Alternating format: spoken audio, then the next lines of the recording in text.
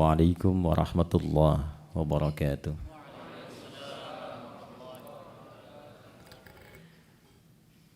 Alhamdulillah, alhamdulillahi wa kafa. Wassalatu wassalamu ala rasulillahil mustafa wa ala alihi wa sahbihi wa dhurriyyatihi wa ummatihi wa man wafa wa ba'd. Teman-teman sekalian, ayat-ayat paket puasa itu turunnya bukan di bulan Ramadan. Turunnya di bulan Sya'ban, di tahun kedua Hijrah. Saya sebut ayat-ayat karena sebagian umat Islam ketika disebutkan puasa Ramadan, fokusnya hanya di ayat 183 saja. Padahal kurikulum Ramadan itu satu paket. Dari ayat 183 di surah Al-Baqarah sampai dengan ayat 187 di surah Al-Baqarah. Diturunkan di bulan Sya'ban di tahun kedua Hijrah.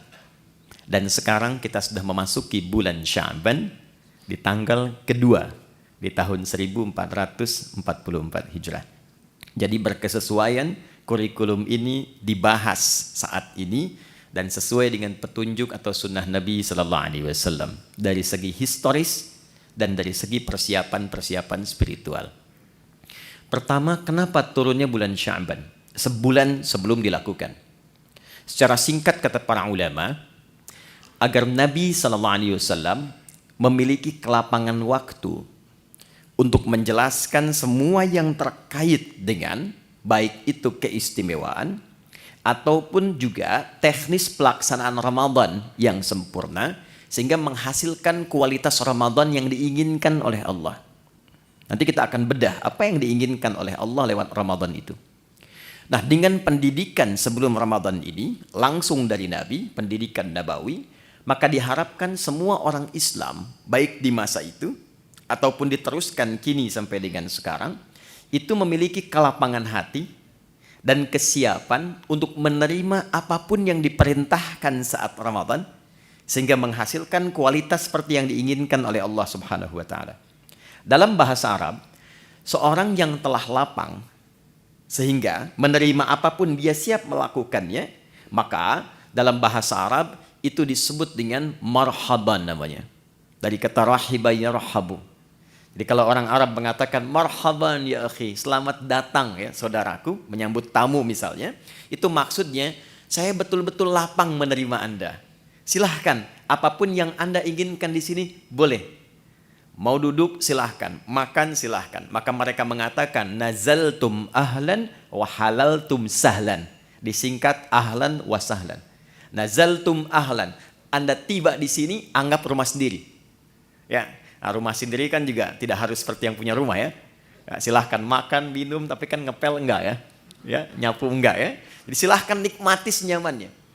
Halaltum ya, dan apa yang Anda sekarang mau nikmati semua halal. Silahkan. Itu orang mengatakan marhaban. Nah, kalau kita ingin melapangkan hati supaya apa yang datang apapun itu mudah kita terima, maka bahasa Arabnya tambahkan tasydid di kata kerja asal. Dari rahiba jadi rahhaba. Yurahhibu. Sifatnya disebut dengan tarhib. Maka dari sini kenapa muncul istilah tarhib Ramadan? Tarhib itu asalnya usaha untuk melapangkan hati seluas-luasnya sehingga siap menerima dan menyambut apapun yang akan dihadapi kemudian. Jika tarhib ini dilekatkan dengan Ramadan, maka memberikan kesan upaya untuk melapangkan keadaan hati dan jiwa sehingga ketika Ramadan datang sebagai tamu istimewa itu apapun yang diperintahkan siap untuk dilakukan. Itu gambarannya. Nah, sekarang apa materi tarhib Nabi Sallallahu Alaihi Wasallam yang pernah beliau sampaikan kepada sahabatnya yang menjadi kurikulum untuk diwariskan sehingga dengan warisan ini setidaknya mendekati kualitas para sahabat-sahabat ataupun tabi'in di era itu yang bisa kita capai di masa-masa yang berbeda. Yang pertama, saya cepat. Di sini ada ibu ya. Jadi saya sapanya Bapak Ibu kan. Baik, Bapak Ibu hadirin sekalian. Yang pertama, penting diketahui bahwa goal dari Ramadan itu ada 3. Jadi seseorang disebut berhasil melewati pendidikan Ramadan bila setidaknya dia bisa mendapatkan 3 goal yang diharapkan yang langsung Allah tuangkan dalam Al-Quran. Yang pertama, ada yang dinamakan dengan peningkatan ketakwaan personal. Itu yang ada di Al-Baqarah di ayat 183. Jadi Ramadan desainnya dihadirkan oleh Allah ibadah selama sebulan. Nanti harapan pertamanya ditujukan supaya membentuk karakteristik setiap muslim itu yang memiliki ketakwaan personal yang tinggi. Dalilnya Quran surah kedua ayat 183. Ya ayyuhalladzina amanu kutiba alaikumussyam kama kutiba alal ladzina min qablikum la'allakum tattaqun. Nah, ketika menunjuk tattaqun itu menggunakan kata kerja kedua. Nanti saya bedah. Ya. Jadi supaya kalian kan ke kita. Jadi Allah mengkhitab kita secara personal. Aku siapkan puasa ini ya, dan dipanggilnya nanti untuk semua tanpa kecuali. Nanti saya detilkan. Tujuan dasar pokoknya supaya membentuk karakteristik ketakwaan personal bagi setiap individu muslim. 1. 2, saya cepat. Ramadan juga disiapkan oleh Allah untuk membentuk ketakwaan sosial. Jadi bukan sekedar secara pribadinya menjadi lebih baik, tapi ternyata kebaikan personal ini baru punya nilai optimal dalam pandangan Quran jika auranya sudah mampu ditebarkan ke lingkungannya. Karena itu puasa nggak biasa nanti desainnya. Ya, nanti akan melatih kita saat yang bersamaan untuk berinteraksi secara sosial dan mengoptimalkan semua karakter sosial kita. Sehingga goalnya akan terlihat. Bukan hanya dengan Allah yang punya hubungan baik. Jadi kalau dengan Allahnya baik, dengan manusianya tidak baik, belum sempurna Ramadannya. Dan yang ketiga, membentuk karakteristik manusia yang bersyukur kepada Allah Subhanahu wa Ta'ala. Ketakwaan personal, ketakwaan sosial, ketakwaan sosialnya ada di ayat 187. Dan karakter syukurnya ada di ayat 185. Itu saja akan kita bedah di kesempatan kali ini. Saya akan coba optimalkan di 45 menit ke depan. 15 menitnya kalau ada sekiranya yang Anda ingin sampaikan atau kita diskusikan, kita bisa optimalkan di sisa waktu itu. Saya bisa menulis ya. Baik, kita mulai sebentar. Bismillahirrahmanirrahim. Pelan-pelan. Jadi yang pertama, kita mulai dari segi ketakwaan personal. Takwa secara personal. Dalilnya Quran surah kedua ayat 183. Pelan-pelan. Ya ayyuhalladzina amanu kutiba alaikumus syiyam kama kutiba alal ladzina min qablikum la'allakum tattaqun. Apa yang dimaksud dengan ketakwaan personal? Ini dulu. Bapak Ibu teman-teman sekalian, bila terdapat kata takwa di dalam Al-Quran, itu setidaknya disebutkan derivasinya sebanyak 240 kali. Nah, desainnya terbagi pada 3 bagian. Nanti ada yang membimbing bagian jasmani kita, ada yang kedua membimbing akal atau intelektualitas kita, dan yang ketiga ada membimbing rohani kita, jiwa spiritual kita. Nah, hal yang terkait dengan bimbingan rohani ini yang membawakan atau memberikan bekal kepada kita untuk pulang kepada Allah saat meninggalkan dunia, itu yang diistilahkan oleh ulama dengan ketakwaan personal.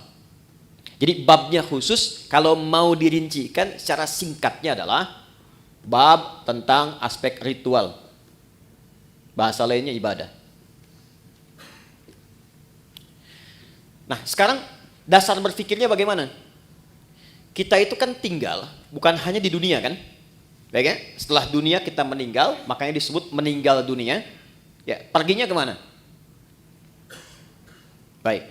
Berbahagianya di dalam Islam, bersyukurnya sebagai muslim, konsep kehidupan yang dijelaskan itu jelas sekali. Nggak ada ambigunya. Ya, Anda bisa komparasikan untuk menambah wawasan kita misalnya. Di Islam itu dari bangun tidur sampai tidur dijelaskan. Dari bimbingannya, doanya, caranya. Meninggal dunia sampai ke bab kematian dijelaskan. Mau wafat tuh silahkan, cara yang tenang seperti ini. Setelah meninggal diinfokan, Anda kalau meninggal dunia tempat transitnya, makanya disebut barzah. Barzah tuh waiting room, tempat pemisah. Namanya kubur, ada ayatnya, ada hadisnya, ada detailnya. Setelah itu kemana? Dari dunia ke akhirat. Tempatnya cuma dua, imma di surga atau neraka. Ini tempat menunggunya disebut barzah, alam pemisah. Alamnya disebut barzah, tempatnya disebut dengan kubur. Jelas semua. Ayat, hadis, dalil lengkap. Nah sekarang pertanyaannya, kalau kita di dunia saja berkehidupan butuh bekal, Anda nggak mungkin datang ke kantor ini tanpa bekal. Dan di sini pun bekerja mencari bekal kan? Dan kita kadang-kadang tugas, apalagi di EP kan, tugas misalnya keluar eksplorasi di setiap tempat kan punya aturannya sendiri ya. Datang ke Amerika, mata uangnya sudah beda, currency-nya sudah lain, bekalnya sudah berbeda. Nah sekarang kalau kita meninggalkan dunia, bekalnya apa? Sedangkan yang kita kumpulkan di dunia itu nggak akan dibawa, ke barzah aja nggak dibawa. Ya, ada di antara kita yang dikubur bawa handphonenya. Kalau saya kangen nanti miss call aja, kan nggak bisa kan? Ya pakaian aja kan ganti kan? Ganti loh. Teman-teman masih pakai seragam tuh, ya kan? Seragamnya saat ke alam kubur kan beda kan? Ya kan? Nggak ada kantongnya loh Pak. Boleh dicek nanti tuh, ya? Kainnya cuma 2, perempuan tambah 1, kerudungan, ya kan? Maka yang belum berkerudung dipikir-pikir dulu ya, supaya malaikat nggak aneh nanti nanya, kamu masuk kubur kok pakai kerudung? Di dunianya enggak ya? Ini untuk latihan saja ya, pertanyaan. Balikin. Jadi masuk ke alam kubur saja, kita sudah meninggalkan semua yang kita kumpulkan di sini. Karena hukum mengatakan setiap berpindah tempat, itu pasti bekalnya tidak akan sama. Pasti berbeda. Hukum ini berlaku fitrah saat berpindah kemanapun, apalagi berpindah ke sini dan ke sini. Maka pertanyaannya, bekal apa yang kita bawa saat berpindah dari dunia? Nah, inilah yang kita siapkan sejak berada di dunia supaya saat pindah ke sini sudah siap. Maka Allah kemudian menurunkan kepada kita usaha-usaha personal selain yang kita kerjakan dalam kesibukan dunia untuk menyiapkan bekal akhirat. Bekal inilah yang disebut dengan ibadah. Aspeknya masuk kepada aspek ritual dan spiritnya masuk pada ketakwaan personal. Inilah sebabnya kenapa Allah meminta kita sholat, meminta kita baca Al-Quran, meminta kita haji, minta kita umrah. Ya, ada kaitan langsung dengan aspek-aspek keduniaan. Tapi sesungguhnya tujuan utamanya adalah penyiapan bekal menuju kehidupan setelah dunia sini. Ya. Setiap kita menunaikan sholat, maka perbuatan sholat, baca Quran, puasa, dan yang lain sebagainya itu untuk mendukung menjadi bekal kehidupan akhirat, maka oleh Quran dinamakan dengan hasanah namanya. Ya, hasanah. Contoh, sholat itu di Quran disebut hasanah.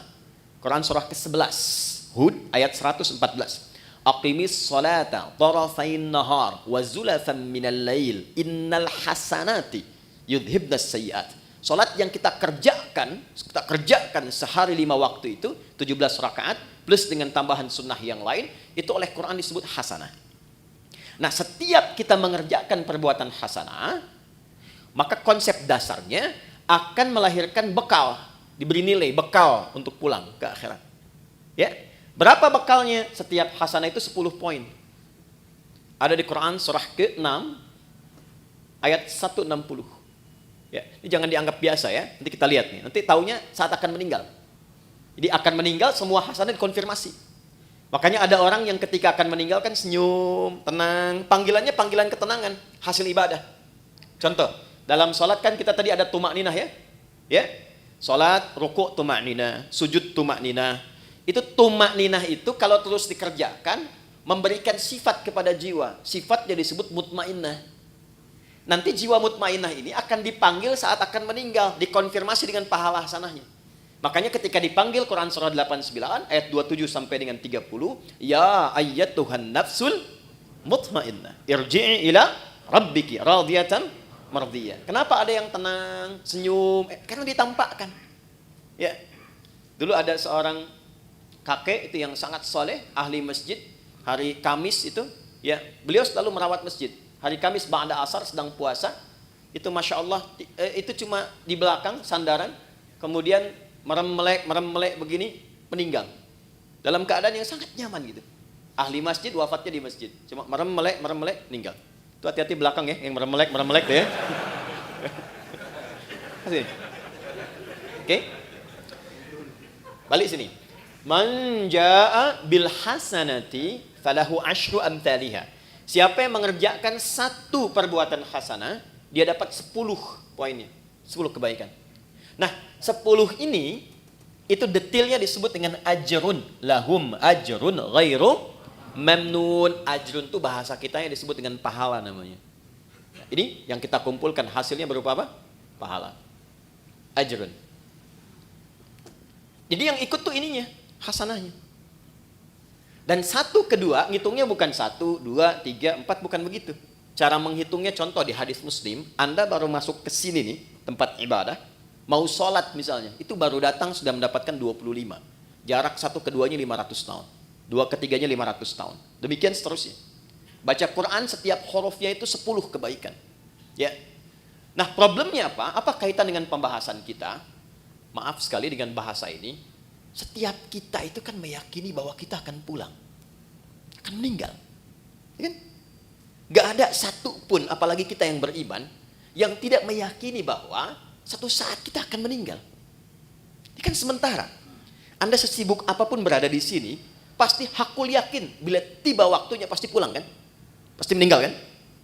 Tapi pertanyaannya, di antara sekian orang yang yakin akan meninggal ini, sudahkah dia menyiapkan bekal yang cukup untuk pulangnya?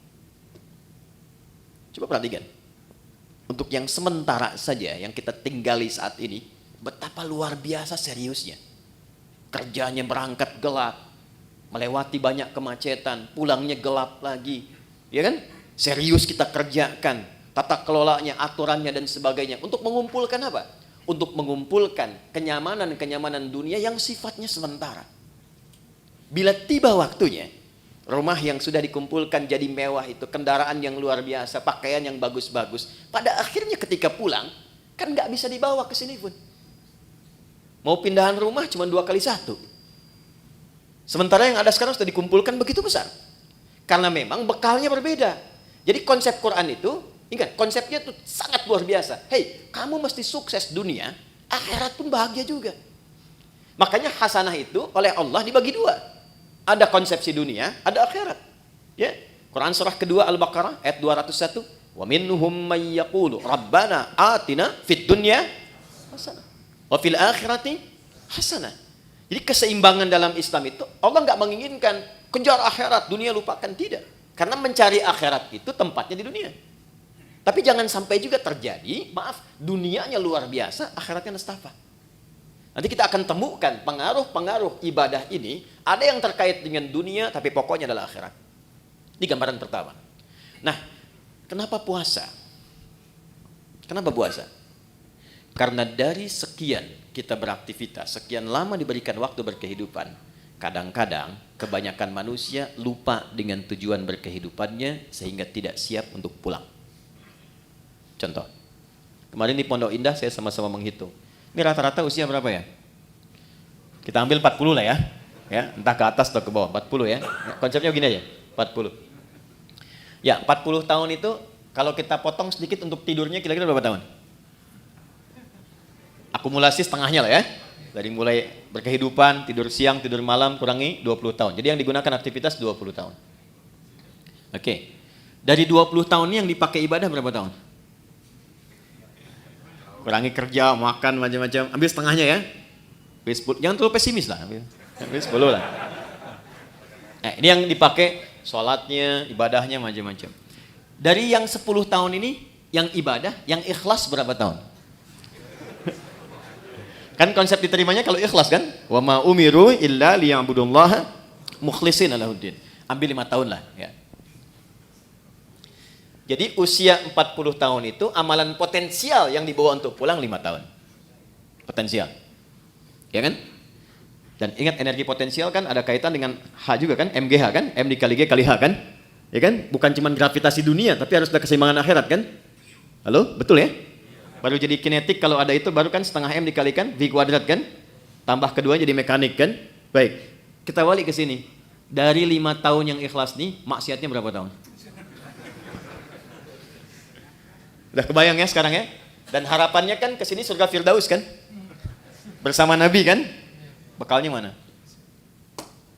Itulah yang menjadikan sifat Rahman dan Rahimnya Allah diaktualisasikan kepada kita dalam wujud Ramadan itu.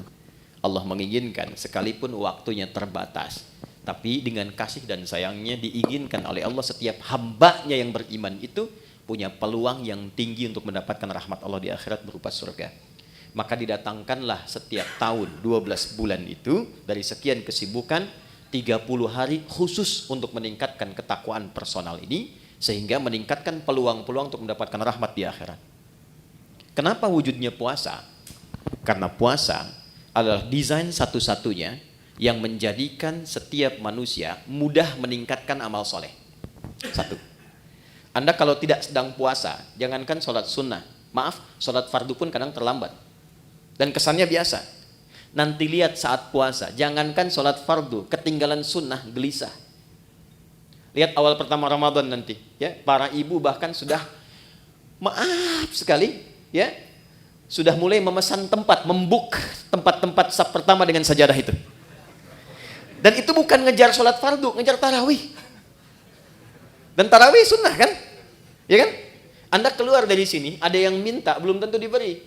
Tapi saat puasa, yang tak kelihatan mata itu ditanya. Berapa fakirnya, berapa miskinnya, berapa yatimnya. Dikumpulkan. Jadi puasa itu dahsyatnya apalagi Ramadan, bisa membuat seseorang itu mengakumulasikan semua potensi ibadah yang bisa dilakukan. Orang yang gak pernah ke masjid, itu Ramadan bisa saf pertama. Tapi saya tidak katakan setiap yang saf pertama gak pernah ke masjid ya. Tapi bisa datang itu. Itu luar biasa. Ya, Quran yang gak pernah jarang ngaji itu bisa tadarus. Itulah dahsyatnya Ramadan. Satu. Yang kedua, ketika seseorang sudah mulai mendapati Ramadan, apalagi dia serius dia bekerjakan itu, maka potensi-potensi maksiat yang mengikis kebaikan-kebaikan itu bisa dijaga, bahkan ditekan dan dihilangkan saat Ramadan.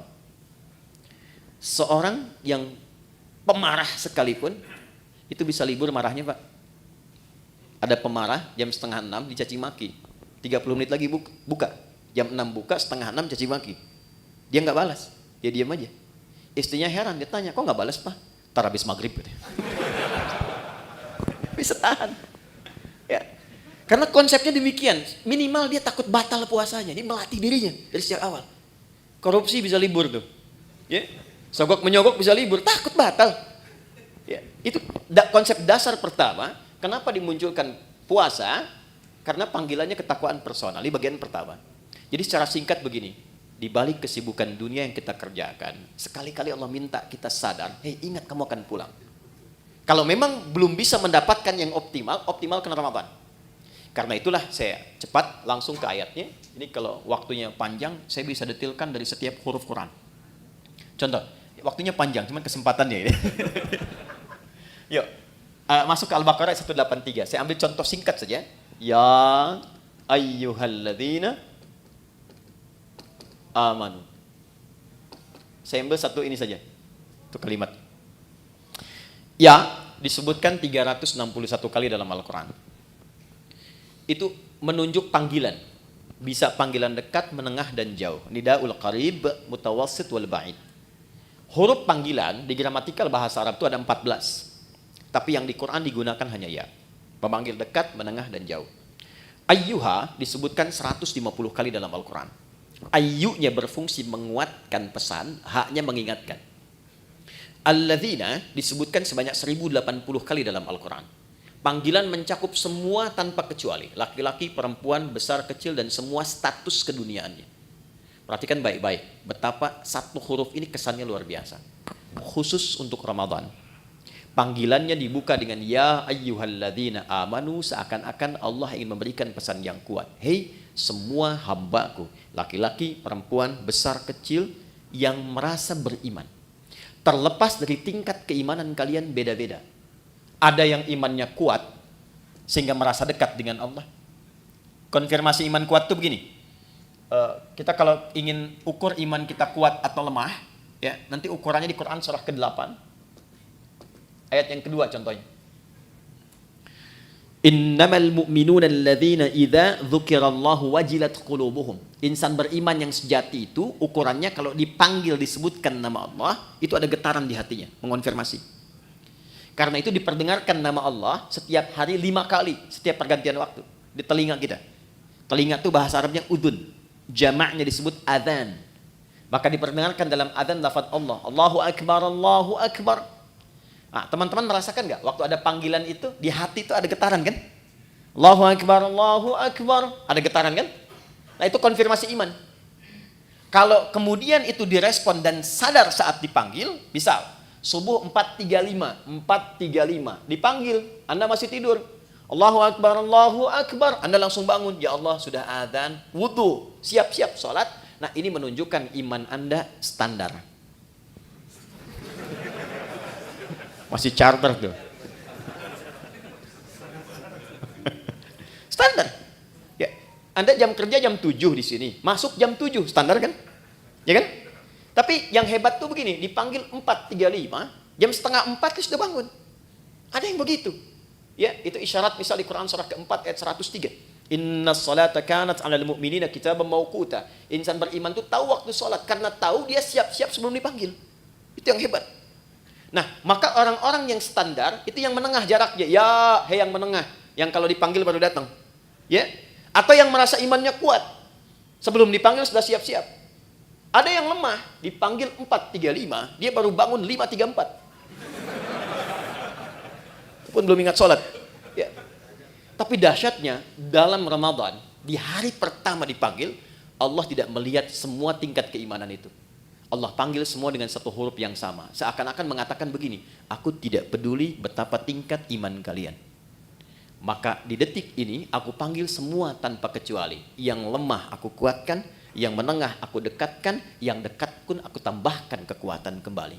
Itulah yang menjadikan semua kita tanpa peduli karakteristik imannya, parameter tingkat rendah dan tingginya. Coba lihat, bukti ayat ini. Di awal Ramadan semua semangat. Lihat nanti, hari pertama Ramadan. Ya, kita insya Allah tanggal berapa nanti? Tanggal 1 Ramadan, ya, 1 Ramadan. Yang kemungkinan Masehinya nanti saya sampaikan belakangan saja, ya, belakangan saja. Tapi insya Allah sama 1 Ramadan. Pas 1 Ramadan, malam tarawih, itu semua akan kumpul di masjid. Terlihat, nggak peduli apakah dia jarang ke masjid, apakah dia jarang berjamaah, itu bisa kumpul semua. Tapi problemnya adalah Allah turunkan rahmat itu hanya di awal untuk memberikan sebuah bekal dasar. Nah, apakah kita mampu menjaga itu atau tidak sampai akhir itu kembali kepada manusianya masing-masing. Itulah sebabnya butuh tarhib. Kalau nggak disampaikan dari tarhib, itu bisa terjadi kemajuan. Anda awal sampai 10 sab, hari kedua maju 9, 3, 8, ya. Terus sampai dekat mudik kosong kan? Ya. Dan itu selalu diingatkan sebelum Ramadan, tapi kejadian terus gitu. Coba lihat nanti. Ya, karena apa? Motivasinya berbeda. Motivasinya berbeda. Nah, ini poinnya. Jadi di awal Ramadan, ya sudah diingatkan dalam ayat yang pertama turun, Allah berikan perangkat kemudahan bagi setiap personal untuk mendekat kepada Allah. Supaya terjadi peningkatan ketakwaan. Dahsyatnya apa? Ini motivasi pertamanya. 1. Saya langsung kembali ke hadis di Al-Bukhari. Perhatikan baik-baik. Man shama Ramadhana imanan wa ihtisaban ghufira lahu ma taqaddama min dhanbi. Masuk malamnya, hadis yang sama, beda diksinya. Man qama Ramadhana imanan wa ihtisaban ghufira lahu ma taqaddama min dhanbi. Karena pertama kali masuk Ramadan kita ibadah malam, salat, disebut dengan qiyam, pekerjaannya disebut dengan qama. Perhatikan anugerah besarnya saat Ramadan. Dari alladzina dipersonifikasi jadi man. Kalau man itu sudah ke personalnya. Kalau alladzina masih umum. Siapapun dari yang banyak ini, malamnya memulai dengan menyiapkan diri untuk menunaikan tarawih. Man qama Ramadhana, khusus Ramadan, bukan yang lain. Imanan, karena panggilan imannya merespon seruan Allah. Di Allah panggil, ya ayyuhalladzina amanu, Anda datang dengan iman itu. Jadi bukan karena orang lain tarawih Anda ikut. Bukan karena imamnya bagus saya ke situ gitu. Bukan. Karena kesadaran bahwa selama ini saya sibuk, jarang nyari akhirat. Selama ini orang sudah menghafal Quran, saya baca aja belum punya waktu. Selama ini orang tahajud, saya masih kejar kerja lagi. Dapat meninggal, bekal belum siap. Maka ketika diberikan Ramadan, saya sadar ini peluang saya. Maka dia datang dengan imannya. Begitu datang dengan imannya, dia mengoreksi dirinya. Dia sadar, ya Allah, selama ini saya sibuk, Engkau berikan aku kesempatan sekarang untuk mendekat kepadamu. Lalu dia bacakan kalimat yang Nabi ajarkan kepada Sayyidah Aisyah, Ummul Mukminin. Allahumma innaka afuwwun karim, tuhibbul afwa fa'fu anni. Ya Allah, Engkau mencintai orang-orang yang mendekat kepadamu. Engkau maha mulia yang memaafkan. Selama ini hamba sibuk, hamba banyak berbuat maksiat. Malam ini hamba menegadah kepadamu untuk memohon ampunanmu. Itu yang disebut ihtisaban. Begitu keluar kalimat itu, memohon ampun kepada Allah, maka ghufira lahu ma taqaddama min dzambi. Sambil ingat dia dosa-dosa yang pernah dia kerjakan, semua kesalahan yang pernah dilakukan gugur. Ini dahsyatnya Ramadan, gugur. Makanya sering oleh Bilal itu saat Ramadan sering diingatkan kan? Ya, yang mengingatkan kadang-kadang saat Ramadan ada di samping imam itu, Allahumma innaka afuwwun karim tuhibbul afwa fa'fu anni. Diingatkan supaya menghadirkan rasa-rasa kenikmatan bertobat kepada Allah. Itu ketika Anda mengucapkan kalimat itu, maaf sekali, disertai dengan keimanan, bukan kalimat biasa. Anda ingat dosa yang lampau, ingat koreksi diri, memohon kemuliaan Allah, ghufira lahu ma taqaddama min dzambi. Semua dosa-dosa yang pernah dikerjakan, ditobati di malam itu gugur langsung. Kecuali utang ya, maaf. Utang tetap berlaku, ya. Utang itu harus lunas, bukan dengan taubat jadi lunas, tidak. Ya. Apa faedahnya? Begitu selesai, dosa diampuni, Anda bangkit misalnya, baru takbir, kemudian meninggal, itu Masya Allah. Meninggal di malam itu dengan taubat gugur semua, dapat satu amalan, sudah faqad waqa ajruhu 'ala Allah.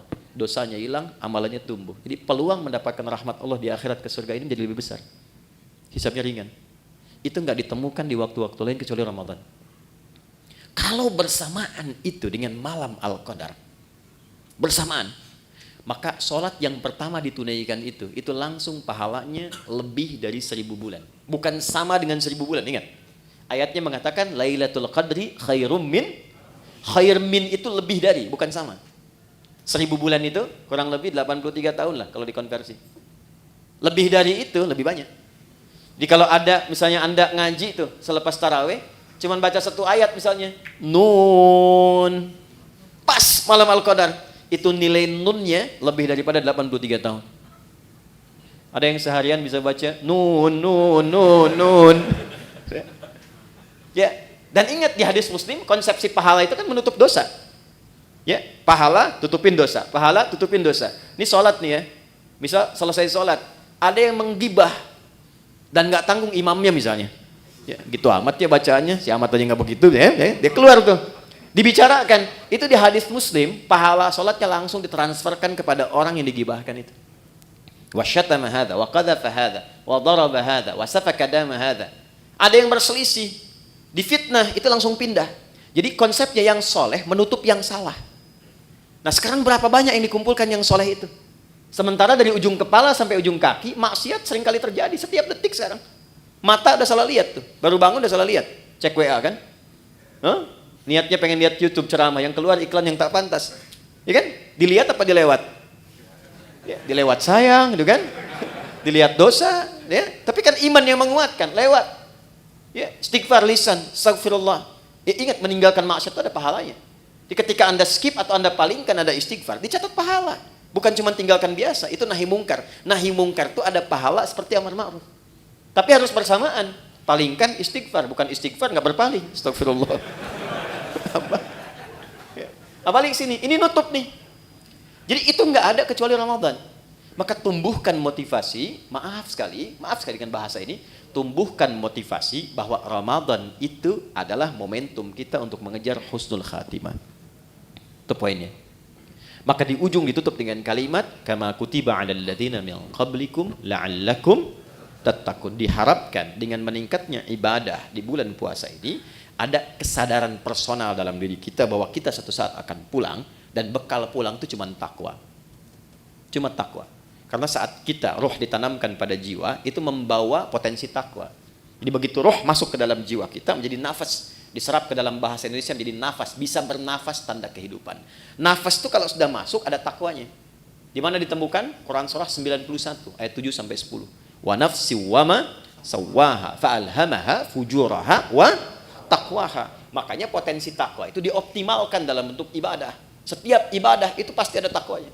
Kita sholat barusan, sholat itu dibuka dengan kata iman dan takwa. Dzalikal kitabu la raiba fi hudal lil muttaqin. Siapa orang takwa di situ? Alladzina yu'minuna bil ghaib wa yuqimunas shalah. Puasa jelas. Haji, nanti mau haji itu. Itu takwa ujungnya. Al-Baqarah 197, wa tazawwadu fa inna khairaz zadit taqwa. Itu poinnya. Jadi secara singkat, kalau kita dengar kata Ramadan, Ramadan, Ramadan, sandingkan kalimat itu dengan kata pulang. Yuk. Jadi kalau sekarang masih kita abai dengan Ramadan, tanyakan aja, kalau meninggal siap nggak bekalnya? Ya, saya tutup dengan satu bagian pertama ini dengan satu kalimat dari Jibril alaihissalam yang Nabi langsung like, kita wajib share, nggak usah komen lagi. Ya, perhatikan komentar Jibril alaihissalam ketika Nabi akan naik ke mimbarnya. Mimbar Nabi itu ada 3 gundakan, step 1, 2, 3. Begitu naik, kata Jibril alaihissalam, ini ada di Al-Mustadrak karya Al-Imam Al-Hakim Naisaburi. Kata Jibril alaihissalam, raghima anfu rajulin au bu'dan, celaka seseorang dan akan jauh dari rahmat Allah, liman adraka ramadhana falam yughfar lahu, yang sudah disampaikan ke Ramadan tapi tak mampu mengonversi Ramadan itu sebagai rahmat untuk meningkatkan ketakwaan dirinya, sehingga tak mampu diampuni oleh Allah Subhanahu wa taala. Dikasih sehari Anda nggak tobat, ada kedua. Hari kedua Anda nggak tobat, ada ketiga. Tapi 30 hari dikasih nggak tobat-tobat, berapa lama lagi waktu yang dibutuhkan oleh Anda untuk mendapatkan rahmat Allah Subhanahu wa taala? Itu poin 1. Pengingatnya saat selesai Id nanti. Dari kata ada ya'udu, tempatnya disebut ma'ad, waktunya disebut dengan mi'ad. Innallaha la yukhliful mi'ad, waktunya. Innal ladzi farada 'alaikal qur'ana laradduka ila ma'ad, tempatnya. Id itu sifatnya. Kenapa di ujung Ramadan disebut dengan Idul Fitr? Bukan hanya mengembalikan ke waktu kita makan lagi, Idul Fitri, tapi mengingatkan bahwa satu saat kita akan pulang, dan pulangnya membawa jiwa yang suci, yang penuh dengan nilai ibadah. Ya, illa man atallaha biqalbin salim. Nah, itu ditunjukkan setiap kali selesai puasa. Berbahagianya di Indonesia ini, kebiasaan Id ini muncul. Mudik kan? Ya kan? Mudik itu kan pulang ke Udi kan? Pulang ke kampung kan? Dan yang pulang, itu berani pulang kalau punya bekal. Saya pernah tanya pada seseorang yang nggak mudik, kenapa Anda nggak mudik? Nggak punya bekal, Ustaz? Nggak punya bekal. Tapi yang punya bekal, itu semangat pulangnya luar biasa. 3-4 hari sebelum pulang, udah siap-siap. Dan dia telepon ke tempat yang akan pulang. Maka di tempat itu ibunya, saudaranya udah siap-siap ngecat rumah. Makanan diada-adakan, siap penyambutan. Kadang-kadang kan terjadi yang luar biasa ya. Luarnya seperti kaleng biskuit, dalamnya rangginang kan. Saya nggak sebut nama produk supaya nggak endorse ya. UMKM nggak apa-apa gitu. Itu semua disiapkan. Dan yang akan pulangnya, itu saking bangganya, walaupun kendaraannya kecil, bekalnya banyak. Motornya kan bebek kan, tapi bekalnya singa kan. Coba lihat, dusnya ditambah lagi pakai pelepah kurma, sampingin lagi pelepah pisang tuh ya kalau di sini. Ya, pelepah pisang tambahin dus, tambah lagi, dan dia tuliskan, aku pulang sayang. Kenapa? Karena siap. Di akhirat tuh begitu. Ketakwaan personal ini wujudnya dari sholat, puasa, Quran, haji. Ini yang menjadikan pintu-pintu surga bergantung dengan amalan ini. Di surga itu ada 8 pintunya, dan 8 itulah amalan pokok kita. Makanya nanti ada yang dipanggil dari pintu puasa yang rajin puasa, pintunya Ar-Rayyan. Ada pintu babus sholah, pintu tahajud, pintu sedekah. Pastikan Anda menekuni ketakwaan personal itu di sisi yang mana sehingga punya kebanggaan saat pulang. Kalau belum sempat baca Quran, saya kasih kabarnya dari sekarang. Saya keliling-keliling Indonesia. Sekarang di setiap tempat tuh berburu Quran. Dari mulai anak-anak kecil yang 3 tahun, 4 tahun, 5 tahun, bahkan yang kata orang gak bisa melihat, matanya buta. Saya selalu katakan Allah tutup peluang matanya untuk melihat maksiat. Itu mereka pun sudah mulai menghafal Quran. Dan banyak di antara mereka juga punya kesibukan. Ada yang tempat ber-AC, nyaman, tenang, enak. Dengan semua fasilitas belum mampu mendekat kepada Allah, maka bandingkan dengan orang-orang yang kerja di lapangan. Ada satu tempat, istrinya itu suka ngambil suluh, suaminya kerja serabutan. Tapi kalau orang datang ke situ, Itu Masya Allah, semua yang terbaik dihidangkan, makanan, ikan dan sebagainya. Dan istri akan mengatakan, Alhamdulillah, Abi itu kalau pulang Allah kasih uang banyak sekali. Berapa sebulan? Ya kalau nggak 500, 700 ribu. Tapi tahu kan Anda, istrinya hafal Quran 30 juz dan suaminya 7 riwayat. Dan mereka bekerja dalam diam. Dunianya hasanah dan mereka menyiapkan akhirat yang sangat dahsyat untuk pulangnya. Karena di antara yang diparadekan oleh Allah untuk pulang itu, dan diperintahkan malaikat berjajar di setiap pintu surga menyambut, itu ahli Al-Quran. Makanya Ramadan kita punya kebiasaan mendalami Al-Quran, salah satunya untuk itu. Nah, jadi kita lihat spirit pertamanya itu. Jadi nanti saat akan ke Ramadan, siapkan agendanya dari sekarang. Ini kurikulum yang Nabi ajarkan. Ya, mohon maaf dari sekarang. Rencana mau berapa juz khatam nanti? Mau berapa juz hafal? Jangan tanggung, 30 juz pasang target. Hafal Quran. Maksud saya begini, kalau target 30, nyangkutnya kan jelas, 28, 27, kan 3 juz ya. Kalau cuma 1 juz kan targetnya, nanti nyangkutnya kan nggak jelas tuh ke bawahnya. Dari sekarang siapkan. 1, sedekahnya ya, kemudian sholatnya, sholat sunnahnya dari sekarang bikin. Menunya keluarkan semua. Nanti checklist, minimal salah satu pernah dilakukan. Ya, checklist 1, 2, 3, selesai Ramadan, demi Allah saya katakan, rasakan pasca Ramadan, apakah ada perubahan, peningkatan ketakwaan personal ini setelah selesai menunaikan puasanya. Nanti cirinya pada bagian ketiga. Saya cepat, saya punya 5 menit lagi. 2,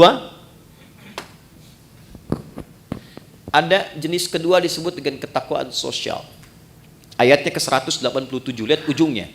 La'allahum yattaqun, dari taqiyah. Kalau tak itu Anda, kalian, personal. Kalau ya dibicarakan dia. Kalau dijamakkan tambah di ujungnya, yattaqun, mereka. Jadi bukan hanya membentuk secara pribadi untuk kita, tapi interaksi dengan lingkungan sosial kita. Hablum minan nas, hablum minal makhlukat. Maka ciri orang yang berhasil puasanya bukan hanya baik secara personal, tapi implementasi kebaikan personal itu bisa dilihat dari perbuatan baiknya dengan sesama. Makanya saat puasa, anjurannya bukan sekedar meningkatkan ibadah pribadi. Pernah dengar hadis ini di At-Tirmidzi? Siapa yang memfasilitasi bukaan untuk orang puasa, walaupun 1 biji kurma saja, 1 kurma, ataupun sehirup air saja, maka dia mendapatkan pahala yang sama dengan yang berpuasa itu tanpa dikurangi sedikit pun. Pernah dengar hadisnya? Hadisnya sahih. Tapi jangan salah menyimpulkan ya, bacanya pakai ilmu hadis. Ya nggak usah puasa, fasilitasin aja kurma. Dia nggak begitu. Ya Anda fasilitasin, Anda nggak puasa, Anda dosa, Anda batal. Jadi ruginya 2 kali. Ya, maksudnya apa? Saking tingginya ibadah sosial itu Nabi menginformasikan dengan tingginya tingkat apresiasi yang Allah berikan. Jadi kalau di Quran itu atau di hadis ada motivasi dengan pahala yang tinggi, ini menunjukkan kualitas amalan itu dahsyat, tinggi. Ya, dan banyak sekali terkait dengan puasa itu amalan-amalan sosial, sedekah, infak, memuliakan yatim, zakat, ini kan sosial semua. Tapi pernah nggak teman-teman kita semua rincikan itu formulasinya kemana? Contoh misalnya, kan ada zakat, ada infak kan? Baik, zakat itu untuk siapa? Infak untuk siapa?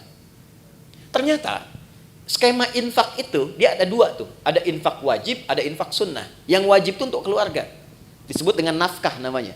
Ya, maka kewajiban kita memuliakan istri, memuliakan anak, cari sekolah yang mendekatkan dia dengan Allah, cari pakaian yang menutup aurat supaya Allah senang, ya, gambarannya. Itu wajib dan ada pahala. Kalau antum kerja sekarang berangkat ke sini, diniatkan untuk nafkah karena menaati perintah Allah, Quran surah 4 ayat 34, ya kan? Itu setiap langkahnya ada pahalanya, teman-teman. Jangan dikira biasa. Dan kalau antum rajin tahajud, itu dibimbing untuk meningkat karirnya. Quran surah 17 ayat 79 sampai 80. Ini agak cepat aja karena kita sedikit lompat-lompat. Saya balikan, itu nafkah pertama. Niatkan sebagai ibadah dan antum pun akan terjaga. Kalau diniatkan ibadah, antum gak akan terjebak korupsi. Malu lah masa ibadah berbuat kotor. Ada orang minum bir misalnya pakai bismillah. Bismillahirrahmanirrahim, berkurang dikit dah dosanya gitu kan? Enggak ada. Ya. Orang kalau mau korupsi juga kalau sedang merasa ibadah gak mungkin dilakukan. Dia akan terjaga. Nah, tapi yang terkait dengan Ramadan ini, saya mau tarik ya, nih ke infak sunnah. Saya perhatikan banyak mencarinya keluar dulu. Padahal konsep dasar utamanya adalah ke dalam dulu. Quran surah kedua, Ayat 2:15. Mungkin ini agak baru. Yas'alunaka madza yunfiqun. Mereka bertanya kepada Muhammad SAW, apa yang akan diinfakkan dan kepada siapa?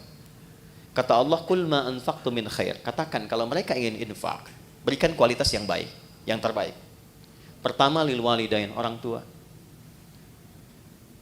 Ini dulu. Coba. Jauh-jauh infak bahkan sampai ke luar negeri dan sebagainya. Enggak dilarang. Tapi lihat orang tua sendiri, sudah diinfaki belum? Berapa di antara anak-anak yang mengirimkan bukaan pada orang tuanya? Yang mentransfer untuk persiapan Ramadannya? Itu disindir keras oleh Al-Quran di Quran surah 46 ayat ke-15. Bahkan kata Quran, kalaupun Anda sudah sukses dan menikmati kesuksesan itu, mungkin, maaf ya, ini isyarat Quran ya, kesuksesan itu didapatkan bukan hanya kerja-kerja keras Anda. Saham Anda mungkin 30%. 70%-nya ibu yang sering tahajud minta sama Allah nangis. Ayah yang dengan peluh keringatnya luar biasa. Gak apa-apa ya Allah saya mencangkul anak saya yang penting jadi direktur. Gak apa-apa ya Allah saya tidur di amparan-amparan, yang penting anak saya bahagia di kemudian hari. Itu disindir keras. Makanya ketika Anda sukses, doa pertamanya menyertakan orang tua. Rabbi auzi'ni an ashkura ni'mataka allati an'amta alayya wa ala walidayya. Maka ketika Anda menyiapkan pos infak saat Ramadan nanti, yang paling prioritas pertama orang tua. Ini dulu. Nah, ini desain pertama akan memperbaiki hubungan-hubungan sosial yang tingkat pertama dengan orang tua. Mungkin hebat sholatnya, ternyata dengan ibunya bermasalah. Ya, hebat puasanya, sunnah dikerjakan, dengan ayahnya belum selesai masalahnya. Tuntaskan dulu. Ini skemanya. Wal aqrabin, kerabat terdekat. Nomor 2. Wal yatama, baru naik ke anak yatim. Wal masakin, baru orang miskin. Wabnis sabil, orang-orang yang kesulitan. Setelah itu, baru nanti yang umum. Yang fisabilillah, banyak sekali cabangnya bisa kita kumpulkan. Nah, singkatnya adalah mumpung sekarang kita masih di bulan Sya'ban, dari sekarang disiapkan, nabung dari sekarang. Berapa anggaran infaknya nih untuk skema sosial untuk Ramadan? Setiap hari keluarkan misalnya 1, 2, 3, support A, support B, support C. Karena yakin Ramadan itu dengan sendirinya pasti akan meningkat. Pasti disiapkan oleh Allah. Pandai-pandai melihat berapa yang Allah siapkan untuk kita. Kalau sudah cukup di dalam rumah, Anda dapat gaji misalnya 20 juta. Kebutuhan di rumah 10 juta, tabungan 5 juta untuk ke depan, untuk anak-anak. Berarti 5 juta itu peluang ibadah Anda lewat harta. Optimalkan. Tinggal diatur nanti bagaimana penyalurannya saat Ramadan. Dan yang paling dahsyat, ada nanti skema yang ketiga, yang terakhir, sedekah. Yang sifatnya lebih luas lagi. Bukan hanya muslim, tapi sampai non-muslim. Sampai non-muslim. Anda bekerja kan di sini nggak semuanya muslim tuh. Pasti ada non-muslimnya. Nah, tebarkan aura Ramadan kepada teman-teman juga. Ya. Jadi begitu datang nanti bulan Ramadan, bisa dibikin skemanya untuk sedekah itu lebih luas sifatnya. Mungkin di antara anak mereka ada yang kesulitan, bisa diberikan bantuan SPP-nya. Ya kan? Ada di antara mereka yang tertarik dengan Islam, berikan kemudian pendalaman dengan buku-buku keislaman. Biayanya boleh dari skema ini. Bahkan nanti bisa dari zakat yang mu'allafati qulubuhum. Ya, Anda mau buka berbagi, makanan kan banyak tuh. Kata Nabi berbagi, sampingnya mungkin tetangga non-muslim, ajak. Anda mau buka bersama barang-barang nih ya, jangan yang muslim saja. Mungkin ada non-muslim tertarik, ajak. Ya, ketika dia bertanya, ya, kok saya boleh ikutan? Sampaikan. Islam atau Quran yang mengajarkan saya untuk berbagi. Ya, nanti hari kedua dia tanya lagi, hari ini Quran ngajarin lagi berbagi kan? Ini poinnya. Yang terakhir, yang ketiga, ya kita akhiri. Jika semua ini sudah bisa kita lakukan, maka semua latihan ini akan merubah kepribadian kita dan membentuk karakteristik yang baru pasca Ramadan. Gambarannya begini, maaf sekali, kalau teman-teman biasa makan, pakai ayam, pakai kerupuk, Ya, ini Ustaz Mubarak waktu pesantren tuh capruk, kecap kerupuk, ya. Saya satu pesantren dengan beliau loh. Kecap kerupuk, ya. Nah, setelah 30 hari. Hari ke-31, ayamnya dikasih, kerupuknya nggak dikasih. Kira-kira komentar pertama apa? Mana kerupuknya? Karena sudah terbiasa kan? Baik. Ramadan kan kita dilatih. Kebiasaan sholat, biasa baca Quran, biasa berbagi, biasa mendekat, biasa evaluasi. Masa 30 hari melakukan itu nggak merubah karakter? Pasti akan ada perubahan. Ya. Hal pertama yang didapatkan pasca itu, yang pertama ketenangan. Itu dulu. Jadi Allah itu kalau ingin merubah seorang hamba jadi lebih baik, hatinya ditenangkan dulu. Karena tenang ini kunci sejalannya. Hidup tenang, Di rumah tangga kan tenang ya. Samara itu kan sakinah dulu. Sakinah kan tenang ya. Di kaya pun kalau nggak tenang nggak enak. Coba pilih mana? Kaya tapi gelisah atau miskin tapi tenang? Nggak ada pilihan ketiga, jangan maksa. Saya tahu kaya dan tenang ya. Kaya tapi gelisah atau miskin tapi tenang? Jadi Allah itu kalau ingin merubah seorang hamba menjadi lebih baik, itu diberikan ketenangan dulu. Setelah tenang nanti baru diinstal. Dia pengen apa? Apakah ilmu, apakah harta atau kedudukan? Baru diarahkan. Anda kalau sholat, yang didapatkan kan bukan solusi dulu kan? Sebelum tanha anil fahsya'i wal munkar, ketenangan dulu. Makanya kalau orang itu kalau sudah sholat, sholatnya bagus, hatinya lebih tenang. Baca Quran juga begitu.